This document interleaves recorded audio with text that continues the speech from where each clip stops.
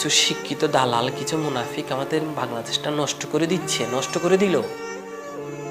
কৃষকরা কখনো দুর্নীতি করে না, অশিক্ষিতরা কখনো দুর্নীতি করে না। কিছু শিক্ষিত, কিছু কুশিক্ষিত, কিছু নিকৃষ্ট, কিছু নির্লজ্জ, কিছু বাকফার, কিছু গাদ্দার, কিছু মুনাফিক, কিছু স্বৈরাচারী মনোভাবের ব্যক্তি চেয়ারের মধ্যে বসে বসে সবসময় নিজেদের অবস্থান থেকে স্বজনপ্রীতির মাধ্যমে দেশটাকে ধ্বংস করে দিল। আমাদের বাংলাদেশের মধ্যে কি এক অবস্থা!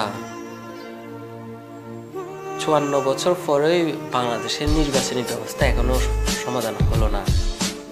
কিন্তু অনেক দেশে বড় বড় পারমাণবিক বোমা, অস্ত্র, রকেট মঙ্গল গ্রহ যাচ্ছে, অনেক কিছু করছে। আর আমাদের বাংলাদেশ দীর্ঘ 54 বছর পরে নির্বাচনী ব্যবস্থাই সমাধান হলো না।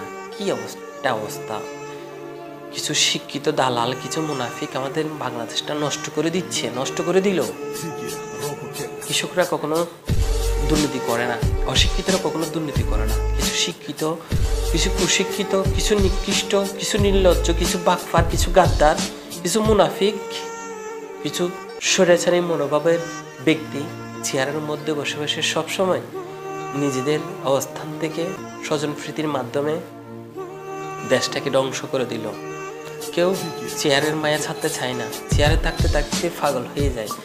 এই অবস্থান, এই সিস্টেম আমরা পরিবর্তন করতে হবে। যুব প্রজন্ম চাইলে অনেক কিছু করা সম্ভব।